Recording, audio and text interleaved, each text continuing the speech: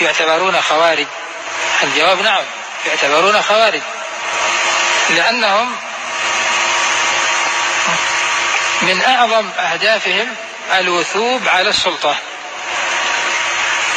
فإذا تمكنوا من الوثوب على السلطة بالانتخابات، بالديمقراطية، بالتحالف مع الأحزاب الموجودة ولو كانت علمانية أو قومية أو وطنية أو كيفما كانت، أو بالخروج المسلح على الحاكم.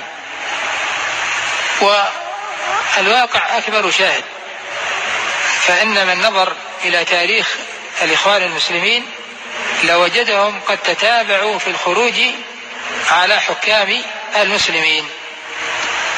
الملك فاروق كان مسلما فخرجوا عليه وثوروا الناس عليه، ثم امتطاهم عبد الناصر وجعلهم سلما حتى مكنوه من الرئاسة ثم فتك بهم،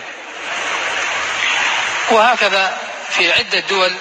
ولا يخفانا ما يسمى بالربيع العربي اليوم من قادته ومن مثوروه، إنهم الإخوان المسلمون، هم الذين أثاروا الشعوب، وحصل من جراء ذلك من سفك الدماء والفتن وتسلط الأعداء الشيء الكثير. فكانت تحلم أمريكا بما وصل إليه عالمنا الإسلامي أو العربي.